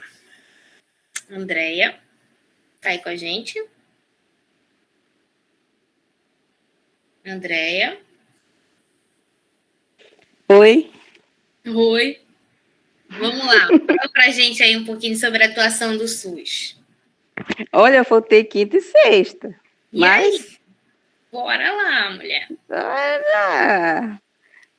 Bom, a atuação do SUS, ela está incluída entre outras execuções, né, de vigilância sanitária, no controle e na fiscalização de serviços, produtos e substância de nossos interesses para a saúde, né? A fiscalização e inspeção de alimento, a água que a gente bebe, né? Eu acho. Tá legal, continua. Deixa eu ver aqui. Eu não estou lembrada, professora. Vou ajudar a colega. Ajuda aí, que depois eu cumprimento. Quando eu vou... Tá falando bem. Tem também as atribuições do SUS. Como ela falou que envolve a a Vigilância Sanitária, a Agência Nacional de Vigilância Sanitária, também faz parte do SUS. Vigilância, vigilância epidemiológicas, vacinas, centro de transplantes, saneamento básico, controle do alguém puder me ajudar, Tabagismo. Isso. E banco de leite humano, que envolve também. Vocês conseguem visualizar, assim, que quando houve a construção do SUS, né, lá no período ali de 1700, 1800, né, 1970, 1980, quero dizer, 90 também, eles conseguiram visualizar tudo que a gente tinha direito. Vocês viram que os meninos já colocaram aí, desde fiscalização, pode falar. Ou seja, o SUS não é somente ali dentro do hospital, está envolvendo outras áreas também. Exatamente. Muitas áreas, lembra que a gente falou de setor de alimentação, de medicação, que mais? Me lembrei, falou de endemias, que o Emerson colocou com a Andrea. Então, assim, o banco de leite humano conseguiram pensar em áreas em que podia ficar ali despercebido. E o que passou despercebido durante os anos, que são as emendas... Tudo que envolve a nossa saúde, né? Exatamente, tudo que gera algum impacto para a saúde, né? Serviços de limpeza urbana também acaba entrando. Professora, o Amapá aqui, ele tem centro de transplante? Tem? Não, né? A gente tem uma representação. O que acontece? É feita uma triagem aqui na capital, e aí, dependendo de onde é o estado que a pessoa esteja precisando, é assim, o hemocentro, né, que é o hemoap. Você vai lá, doa sangue. Aí, quando tu doa sangue, eles perguntam, você deseja participar fazer o cadastro, participar da lista de doação de transplante de órgãos, alguma coisa assim nesse sentido. Tem um nome, tem uma sigla. Aí, se você disser sim, você vai preencher um formulário, vão identificar lá tipo sanguíneo, vai coletar um pouquinho da tua doação, vai ser para fazer uma investigação nos tuas células sanguíneas e é enviado para o Cadastro Nacional. Conforme alguém precisar de alguma característica que tenha no teu cadastro, a gente é acionado. E aqui no Amapá é feita uma triagem. Dependendo do tipo de transplante, tem coisas que dá para ser retirado, feita a cirurgia aqui e encaminhado, e outras não, né? A pessoa precisa ser feita na hora ali. Aí a gente o SUS manda buscar você e leva lá onde estão precisando. Entendeu? Entendi. Ou seja, não tem um prédio físico, é dentro do Hemoap, mas tem uma sala lá que é sobre isso. Entendeu? Hein, professora? Eu posso ler o que eu escrevi? Pode sim contribuir para a gente. Enquanto a Andrea puxa na memória dela. Sim. Tá, o SUS foi constituído pela Constituição Federal de 88, né, para atender ao mandamento constitucional que classifica a saúde como um direito de todos e dever do Estado, regulada pela Lei número 8080 de 90. A partir da sua criação, toda a sua população brasileira passou a ter o direito da saúde universal gratuita, financiada com recursos da União, dos Estados e do Distrito Federal, e dos municípios e em conformidade com o artigo 195 da Constituição Federal. A Constituição também estabelece 5 princípios básicos que norteiam o SUS, que é a universalidade, integralidade, a equidade, descentralização e participação social. O SUS é descrito pelo Ministério da Saúde como um sistema ímpar no mundo, que garante acesso integral, universal e igualitário à população brasileira, do simples atendimento ambulatorial ao transplante de órgãos. O atendimento pelo SUS é realizado por meio de centros e postos de saúde, os hospitais públicos, incluindo os universitários, os laboratórios e hemocentros, os serviços de vigilância sanitária, vigilância epidemiológica, vigilância ambiental, além de fundações e institutos de pesquisa acadêmica e científica. De acordo com os dados do Portal da Saúde do Governo Federal, 152 milhões de pessoas dependem exclusivamente do SUS, ou seja, o SUS é 80% da população brasileira. Foi o que eu entendi, professora. Aí, só para complementar, né, o que foi dito, porque é como uma vez, citando um exemplo, né, o meu pai, ele foi fazer a quimioterapia, só que tinha muita gente na frente dele, então é por vez, né, e às vezes, como uma vez eu falei, não tinha remédio no hospital, a gente tinha que comprar os remédios que faltavam, infelizmente. Então, a gente chegou a perguntar para o doutor assim, como a gente estava desesperada em salvar a vida dele, né, em correr contra o tempo, aí a gente perguntou assim para o doutor, quanto é para fazer particular? A nossa intenção era salvar ele, né, quanto é para fazer particular? Aí ele falou que eu não vou nem contar, porque é muito caro. A gente não tem condições, vocês, sem ofender, né, vocês não teriam condições de pagar no hospital particular e fazer esse tratamento, porque é caríssimo, porque é por... Como é que fala, professora? Eu esqueci o nome que dá. Por sessão. É por sessões. Então, cada sessão, o custo, ele não é igual, vai variando, né? Então, a cada sessão que ele for fazendo, é um valor. Então, não tem condições. Infelizmente, vocês vão ter que aguardar. E, graças a Deus, deu tudo certo. Só que demora porque não é um brasileiro, são milhares de brasileiros que dependem do SUS. E a gente tem que ter paciência, né? Tem que ter paciência e saber esperar que a nossa vez vai chegar. Apesar dessa palavra paciência e espera, a gente não gosta muito de ter no nosso vocabulário, mas essa que é a palavra. O ideal é que sempre que sempre que um paciente buscasse atendimento ao SUS, sempre tivesse vaga. Se a gente for ler na íntegra, né, todas essas políticas aí, a Lei 8.080, um decreto 7.949, se não me engano, que fala também sobre isso, e a própria Constituição, a garantia é essa, que deve ter a oferta de saúde. Só que, depois que foi criada a legislação, né, de 1988 para cá, a população cresceu muito e muita coisa não evoluiu junto, né? Se tivesse mantido o mesmo ritmo de que quando foi criado, talvez a gente tivesse essa oferta de acordo com a demanda, né, do SUS aí.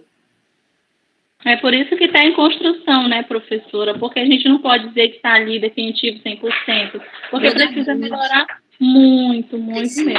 Precisa melhorar muito. Apesar de parecer que ele já abrange muito, uma área muito grande, que nem a gente falou, né? Tudo que influencia na saúde, o SUS tem ali uma alternativa e tal, mas tem muita coisa ainda que precisa ser melhorada. Por exemplo, tem muitos tipos de tratamento, igual me veio na cabeça quando você estava contando, que nem são feitos aqui no estado. Nem se a gente quisesse particular, não teria, por exemplo. Igual no caso, que o dele, ele foi transferido para Belém, né? Ele trabalhava lá, mas aí, como a gente morava aqui, aí o doutor falou, você escolhe, ou você volta, ou você continua aqui. Aí a gente que já teve que se adequar a uma nova vida, né? Que a gente já passou 4 anos lá com ele, tratamento. Então, a gente tem que fazer escolhas, porque se nós viéssemos para cá, para o Jari, não tem. E o tratamento dele não tinha em Macapá. Não tinha em Macapá, porque tem certos tipos de tratamento, mas o dele não tinha. Então, a gente tem que optar pelo melhor, né? Pelo melhor. A família acaba precisando fazer essa opção, né? Infelizmente, muda o sistema de vida, de trabalho e tal, em prol de uma situação. Mas até aí, eu não sei se eu vou usar a palavra certa, mas até mesmo aí o SUS, eu não sei se eu posso dizer se é o SUS ou se é o órgão responsável, que foi o hospital, que tem o TFD, né, que é o tratamento fora de domicílio, que até isso é amparado. Mesmo ele fazendo um programa, um tratamento fora da cidade dele, ele é assistido, porque tem também na cidade, de onde a pessoa vai realizar o tratamento, aquelas casas de apoio, que a pessoa pode ir com a família ou sozinho, morar lá que tem um abrigo, né? Que tem um abrigo. Isso mesmo. É do SUS, tá? Que nem a gente falou, né? Como se o SUS tivesse pensado em tudo, mas foram melhorando ao longo dos anos. É como se a cada ano entrasse uma coisa nova, assim, um tipo de... E detalhe, lá eles davam café, almoço e janta. É verdade. Eu já fui com a minha mãe. Não foi nosso caso, a gente não ficou, Já. mas a primeira vez que a gente ficou lá, nós fomos totalmente assistidos. Era igual logo no começo lá da criação do SUS, que foi as casas filantrópicas, as Santa Casa de Misericórdia. Ainda existe. Pois é, porque lá era basicamente isso, que as pessoas eram totalmente católicas, né? E ali tinha os momentos de reza para eles, né? De rezas, chamava as pessoas, os pacientes, para assistir uma novena. Então, tudo ali era em prol do benefício do paciente, para que o paciente ele se sentisse melhor, porque ele já estava num estado crítico ali. Então, lógico que ali ele não queria que o paciente ficasse mais assim, com a autoestima baixa, porque o paciente fica, a família fica. E eles faziam de tudo para tentar com que o ego do paciente, dos acompanhantes, ficasse assim, pelo menos um pouquinho da metade, para que eles não lembrassem ou esquecessem por um momento que eles não estavam doentes. Mas era muito legal, professora, das vezes assim, que a gente acompanhou lá, foi muito bonito, porque é uma assistência que muita gente não sabe, mas que a população tem direito. Legal. Muito bacana. E é muito bem organizado lá. Maria Rita, compartilha com a gente teu relato. Não, professora. Não? Tá bom. Tudo bem, mas é assim. Oi, professora. Conta. E o SUS, ele foi uma conquista, né, da sociedade, porque ele foi criado para promover a justiça social. Aí, e em vários estados tem casa de apoio. Assim, em Belém, quando meu marido adoeceu, a gente foi de Altamira para lá, só que a gente não foi pelo SUS, né, que ele ficou em hospital particular, mas que daí, como antigamente, ainda existe pessoas com coração bom, né? Hoje lá tem um local lá que as pessoas mesmo, elas cedem, tem uns apartamentos lá que uma senhorinha tirou e ela dá o kitnet para as pessoas ficarem, né, para fazer tratamento. E ela faz isso de coração, né? É que nem hoje... Mas também tem, se eu não me engano, porque eu não tô lembrada agora se foi assim com a minha mãe, mas também eles pagam a passagem também. Sim, da pessoa e do acompanhante. Só demora um pouco, se eu não me engano, mas eles pagam, sim. Se for pelo TFD, sim. Isso. Né?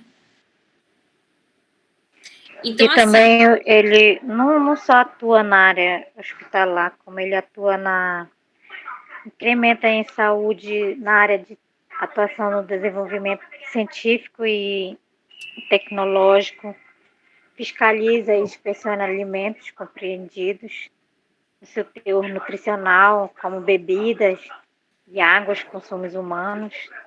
Sim, também participa no controle de fiscalização da produção, transporte, guarda e utilização de substâncias e produtos psicoativos e tóxicos e radioativos também. Também colabora na proteção do meio ambiente. Por aí, assim. E outras áreas. Sim, bacana, Francisca, falar dessa parte, que é uma parte que quase não é divulgada, né? Agora, no período da pandemia, foi muito falado sobre a pesquisa, mas o SUS trabalha muito nessa linha de pesquisa, tá? Que é ensino, pesquisa e extensão, né?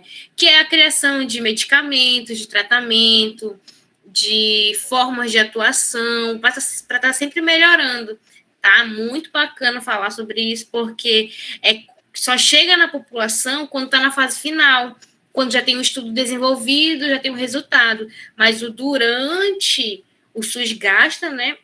É um investimento para ter um retorno, que muitas vezes é eficaz. Então, assim, quando a gente fala sobre o ensino e a pesquisa tem o Ministério da Educação, mas tem muito do SUS para isso. Tá? Ah, professora, e eu tenho um amigo que ele sofreu um acidente, os médicos aqui, eles falaram que ele ia ficar paraplégico, né? Total. Aí ele foi para São Paulo. De São Paulo, ele, pelo SUS, ele foi mandado para a Alemanha. Caramba. Ele já rodou, no caso, vários países. Hoje ele anda normal, com apoio do SUS. Ele recebe tratamento. Para conseguir o tratamento. Ele recebe um dinheiro pela assistência. Aí ele viaja para fora e lá ele faz o tratamento. Ó, foi no começo do ano que eu falei com ele. Ele foi para a Alemanha para botar a coluna toda de robótica. Bacana. E ele está andando. Sim. É que nem tem muitas coisas que a gente não sabe, né? O que é legal SUS faz. Compartilhando aí informações. É assim, porque o que a lei diz? A lei diz que o SUS tem que oferecer saúde. Aquela pessoa está em busca da saúde dela. Se o SUS não tem, ele tem que dar o jeito dele de fazer chegar a saúde naquele povo. Então, talvez isso aí seja uma parceria, não sei, tá? Estou dizendo na minha cabeça o que pode ser. Talvez seja uma parceria com alguma universidade de lá, que esteja desenvolvendo alguma técnica, algum tratamento, alguma coisa assim, né? Uma pesquisa. Ele fala que... Pesquisa, exato. Pode falar, André. Ele não pagou nada, que nem como ele falou, que ele estava em depressão. Aí indicaram esse médico em São Paulo para ele. Aí ele foi, né? Ele fala, ele disse assim, olha, eu perdi meu emprego, tudo. Ele engordou 100 quilos. Ele estava mesmo bem diferente mesmo quando eu vi na foto. Sim. Aí, hoje ele está tranquilo. Ele recebeu tratamento psicológico a todo enquanto.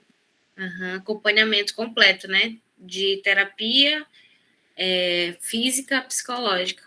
Muito importante, muito, muito legal. E assim, existem parcerias que nem a gente já leu, né, na nossa literatura aí, com o Ministério da Educação, através dos hospitais universitários, de pesquisas, igual o Emerson colocou para a gente, de universidades também. Então, às vezes, algumas universidades realizam um tipo de pesquisa, desenvolvem uma técnica, e aí fecha parceria com determinados hospitais. Tudo é SUS, tudo o SUS está em conjunto ali, pode sim ser Ministério da Educação, mas é muito do SUS, tá? Muito legal compartilhar tudo que vocês compartilharam, abre o nosso olhar, né, para quem estava prestando atenção, acompanhando aí nos relatos dos colegas, abre o nosso olhar para muita coisa do que a gente enxerga o SUS, a gente enxerga, igual a Maria Rita falou no começo, então o SUS não é só o hospital ali, não é só aquela vacina que a gente está atrás ali. Senhora, tem uma pergunta, professor. Pergunte. Acho que é importante. Em todas as áreas da medicina, a contratação de médicos especialistas em certo tipo de doença, que é particular, que tem que ser particular, quando a família não tem condição, a contratação dessas pessoas é pelo SUS ou pelo Estado? Não, ou é o SUS que tem que dar assistência, ou é o SUS que dá assistência para o governo contratar? Sempre é SUS. É assim, o SUS ele é dividido nos 3 entes federativos. Os 3 entes participam. Quem são eles? Governo federal, governo estadual e governo municipal. E sendo que o SUS ele é dividido assim financeiramente e também de gestão. Dependendo da atuação que a gente esteja cobrando, a responsabilidade de um ente. Se é a atenção primária, é o município, se é secundária, é o Estado, se é terciária e secundária, algumas atuações secundárias, é o governo federal também. Então, assim, sempre vai ser SUS. Pode ser através do governo estadual, porque aquela especialidade é de gestão do governo estadual, mas sempre vai ser o SUS, entendeu? Sim, professor, sim. E aí, se o SUS é público, não tem no HK, não tem no HE, não tem no HU, não tem lugar nenhum, aí vai lá no São Camilo oferece, pois o governo vai pagar a sua consulta no São Camilo. O SUS, no caso. Entendeu? Entendi. por exemplo, quando a gente faz uma cirurgia, algum procedimento no São Camilo pelo SUS, a gente depois recebe uma cartinha informando tudo que foi gasto ali. Que foi gasto porque não foi você que pagou, mas foi o SUS que pagou. A gente paga indiretamente, né? A gente não pode nem dizer que não foi a gente que pagou. Mas o SUS é como se ele prestasse conta com a gente, lhe informando o que você usou.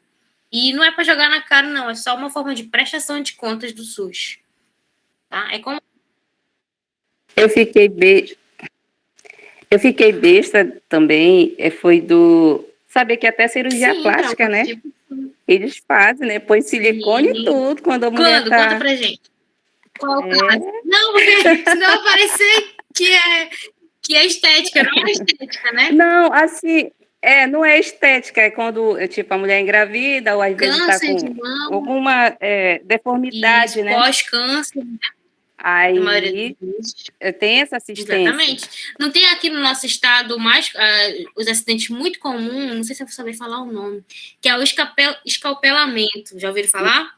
Que é que o nosso cabelo é preso na praia, ali no motor e tal, e as mulheres ficam deformadas. Muitos casos no nosso estado. E aí, acho que em 2016 foi aprovado uma lei dentro do SUS, né? Que é garantido a recuperação, enxertamento e tal, uma cirurgia plástica para melhorar o visual, assim, posso falar, dessas. Eu vi que eles também fazem de redução de mama também, né? De mama, sim. Pode falar, Ellen, perdi a sua fala. Não. É o que a Maria Rita falou da construção, né, da mama da mulher quando ela, infelizmente, pega o câncer, né, e acaba retirando um ou os dois lados do seio, e o SUS hoje ele oferece esse implante, acredito que seja essa a palavra, né, implante, a construção, sim, na verdade, de novo, da mama dela. Isso aí é muito bonito, porque renova a mulher de novo, né, muito bonito isso. Não, eu falei redução de mama, que é quando a mulher ela tem um seio muito grande, né? E ela tem problemas e ela quer reduzir o tamanho. Ah, tá. Sim. Mas o silicone da prótese da mama, assim, também, o caso que a Ellen colocou, tá? De câncer de mama. Professora? Outros casos. Pode falar, Emerson. Tem um mais visão que está acontecendo agora, né? Pelo SUS, né, professora? Sim, pelo SUS. Isso mesmo. Tá, galera, então é isso. Estudem, que amanhã a gente continua, que ainda faltou muita gente falar. Tá? E coloquem o nome de vocês aqui. E a professora, quem falou, vai continuar falando amanhã. Olha, se quiserem contribuir é válido, mas aí a gente abre pra galera que ficou só ouvindo. Professora, eu quero... Pode ir, professora, tem pena, dá uma nota boa lá. Professora? Boa noite, professora. Eu quero contribuir